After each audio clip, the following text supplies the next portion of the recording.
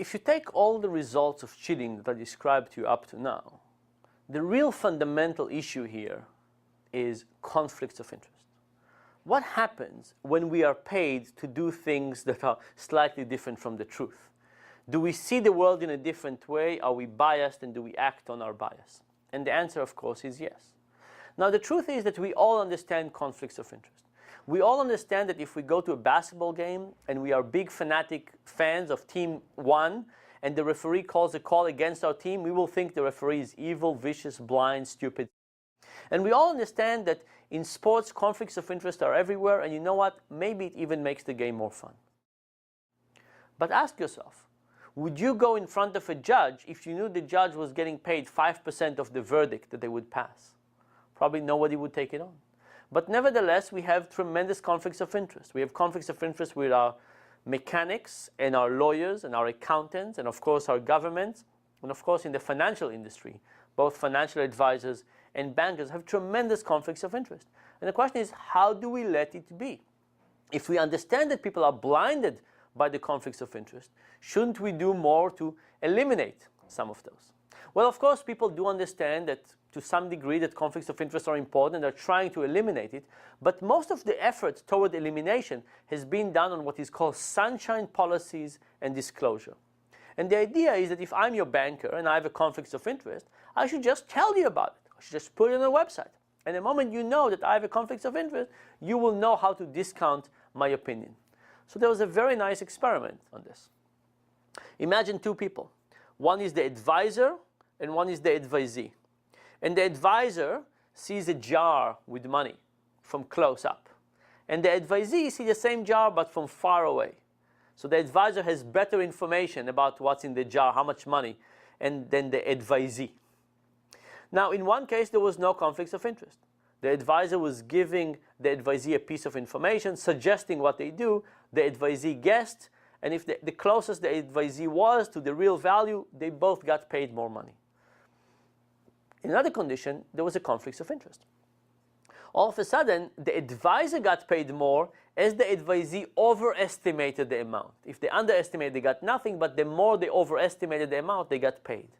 What happened now? The advisor acted on the conflicts of interest. They recommended the higher number, and indeed, the advisor made more money and the advisee made less money. But here's the interesting thing. What would happen if we added a sunshine policy? What would happen if we added a disclosure? Now the advisor had to tell them, by the way, just so you know, I get paid more money if you exaggerate the amount. What would happen? What we usually think about is that the moment the advisor would disclose, the advisee will discount their opinion, maybe discount it by 10%, by 15%. But what could also happen is the advisor, knowing that their advice will be discounted, will exaggerate their advice even more. And now the question is, which one of those forces will be higher? Would the advisor exaggerate more, or would the advisee discount more? And the results show that the advisor indeed exaggerated more, and the advisee discounted not enough. So when the advisor was disclosing, actually the advisor got more money and the advisee got less money. So conflicts of interest are everywhere.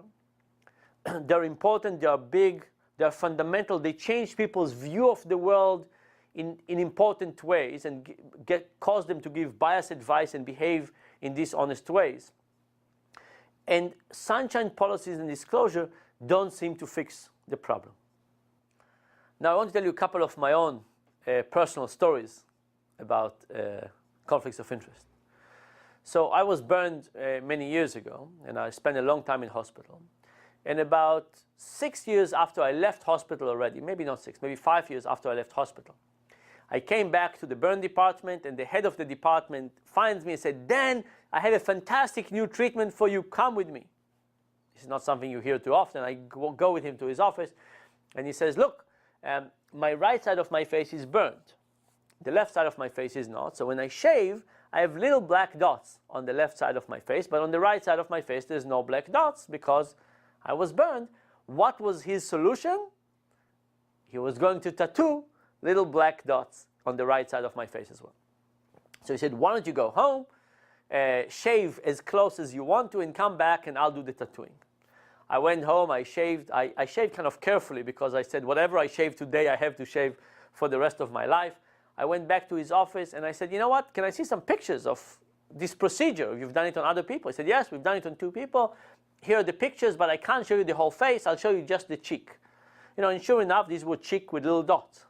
And then I said, what happens when I grow older? What happens when I grow older and my hair becomes white?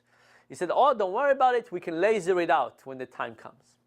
I said, you know what? I don't feel so comfortable with it. Let me not do it for now. Maybe I'll come back next month or so. But for now, I don't want to do it. And the next part was something I completely didn't expect. He said, Dan, what's wrong with you?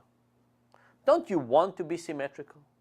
Do you get some distorted pleasure from looking different? He said, do women feel sorry for you because you look so odd and give you sympathy sex? Which, by the way, never happened. But he gave me this tremendous guilt trip. Now, I'm Jewish. I'm used to guilt trip. But this was really extreme. And he was also my physician for 3 years in hospital. And he was a fantastic physician. By the way, he did this little eyebrow here. This eyebrow took him 9 hours of operations. He took 2 blood vessels that were going up my skull and isolated a piece of skin here and took them with their blood vessels and redirected them. So because if you don't have the blood vessel, there's a good chance the skin will not function as well. So this was, you know, the guy basically spent 9 hours in the operating room fixing half of my eyebrow. He clearly cared a lot about aesthetics. He also cared a lot about me. Anyway, but this guilt trip was not something I was used to. So anyway, I left him quite shocked, and I went to his deputy, and I said, what was going on? Well, he told me they did it on 2 patients already, and they're looking for a 3rd patient for an academic paper. And I was kind of an ideal patient, half the face burned, half not. It's kind of symmetrical around here, or non-symmetrical, if you want. And this made me very good candidate for his paper. Now, he was a fantastic, dedicated physician. He spent an amazing amount of hours with me. He cared a lot about me. I knew him very well. But nevertheless, at that moment, he was blinded. He thought that there was something that was in his best interest was also in mine. And I think this actually happens to all of us. When we are so engrossed in what's good for us, then we feel more comfortable demanding it from other people, not realizing how the conflicts of interest is working on us. Of course, there are also cases when I have my own conflicts of interest. And one example, I ran an experiment at Harvard. And the people at Harvard are very nice to let me use their lab from time to time. And when I used this lab on that particular occasion, we ran an experiment, and we hoped that one group will have a high mean and one group will have a low mean. And we basically got that, aside from the fact that there was one person in the group I was hoping to be the highest that had the lowest possible result you can imagine. And he pushed the mean and changed the variance. It was awful. So I looked carefully in this one annoying participant. And he was almost 25 years older than anybody else in the sample. And I remember there was one older gentleman who came to the experiment drunk. The lab at Harvard is just by the street. People come from the street. And this guy, drunk, came to the experiment. Take him out. Who wants drunk people in the study? Of course, let's kick them out. What happened? Boom. We kick him out. The results look beautiful. But 2 days later, in our lab meeting, we thought about this case. And we said, what would happen if by luck this one drunk individual would not have been in that group, he would have been in the other group, the group we expected to have a low mean. Now he would push the mean in the direction we hoped it would go, even lower. Would we even notice him in that case? And the answer was probably no. The result would have looked just beautiful. We wouldn't have taken him out. And even if we noticed him and we noticed he was the lowest and we noticed that he was drunk, now he would help our results. Would we take him out? Probably not. Maybe we would even imagine, ooh, this is good. Let's start having more drunk people in our sample. And the issue here, and what I realized, is that I was my worst enemy. When I was originally taking his data point out, I thought I was helping science along. I was thinking that this is the real pattern of the data, and I was eliminating something in order to get the real reality to shine through. I was clearing up the path. But the reality is that's not what I was doing. I had an idea of what the data should look like, and I used my creativity to basically find an excuse, a rationalization of why this thing that was bothering me should get out of the way. I might have been able to find all kinds of other rationalizations. Maybe if it was a different age or ethnicity or something else, I could have found a reason as well. So the point is that when we come to conflicts of interest, It is basically to protect us against ourselves. That we ourselves are likely not to see reality correctly, and we need to protect ourselves. And now I have very strict rules, and I tell my students that we have very strict rules. It's okay not to have drunk people in the study, but you can only do it before the study. You can't announce it afterward, especially not after looking at the data.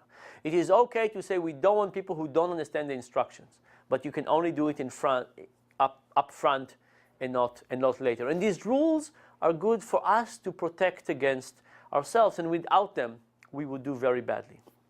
So what does it tell us about conflicts of interest more generally? It tells us that conflicts of interest are basically operating within this fudge factor. Every time there's a gray zone of what exactly is okay and not okay, conflicts of interest are going to push us into the direction of what is good for us financially, good for our company, good for our friends financially. And the worst thing of it is that we don't notice it ourselves. There's lots of biases in decision making. And one of the interesting things in the biases is the ones that we don't notice that exist in ourselves. And conflicts of interest is one of those. It works on us, it changes our view fundamentally, but we don't notice it's because somebody else is paying us for this. And I'll just end by telling you one last experiment. Imagine you come to a lab and we show you some art. Some comes from a gallery that is called Lone Wolf, and some come from a gallery called Blue Moon. But I tell you that one of those galleries, let's say Lone Wolf, is the one that is giving you the $100 to pay for your participation in the study right now. And I put you in an fMRI scanner, so your brain is being scanned, and I show you these images. And you have to tell me how much you like them. The first thing that happens is that when you look at the results, people like more the art that came from their sponsored galleries. And you can say, well, maybe people are just nice. They say, oh, this is a nice gallery, they gave me some money for the experiment. I'll repay them by saying I like their gallery, their art more. But what was more interesting is that the reaction of the brain in the pleasure centers also reacted more strongly to the supporting gallery. And that amount of response to the supporting gallery grew as the gallery gave the individual more money. And I think this is really what's happening in conflicts of interest. We feel indebted to somebody, to something, to some cause, to some goal, or to our own pocket. And it changes dramatically how our brains operate, how we view information. And because of that, we really need to fix it. If you understand conflicts of interest, you will be very disappointed with what we've done with the financial crisis. I think the financial crisis was a problem of conflicts of interest. Imagine I offered you $5 million a year to view mortgage-backed securities as a better product. Don't you think you would be able to do it? And I don't mean that you would lie, that you would say, oh, I know these are shitty products, but I'll tell my clients that they're good. Don't you think that with so much money on the line, your own opinion would be shaded? And what would happen if they were harder to evaluate, if they were complex, if you were sitting there with a big Excel spreadsheet, and there's all parameters and estimation. At the bottom here, you would see the value of the mortgage-backed security, but it would also reflect on your bonus. Don't you think you would play with the numbers a little bit better? Multiple steps removed for money to get that number to be higher. And what if everybody around you believed the same thing? Everybody believed that mortgage-backed securities are wonderful. And what if you were a creative individual? All of those forces would keep on shading your opinion, getting you to believe to a higher and higher degree that these things are actually better than they really are. And from that perspective, we really haven't done anything to the financial industry. If you think that the villain in this whole story are conflicts of interest and biased payments, then we haven't really done anything useful. And I think it's the same for the financial industry, it's the same for the healthcare industry, and of course the same thing for Washington in terms of lobbyists. And until we recognize how big force conflicts of interest are, how paying you $100 from one gallery, or giving you a favor from somebody else, or paying you a higher bonus under some conditions, all of those color our own understanding to a deep level. And until we recognize the size of conflicts of interest, the depth of the influence, and try to create systems that don't have as much conflicts of interest, we're not going to get out of those troubles.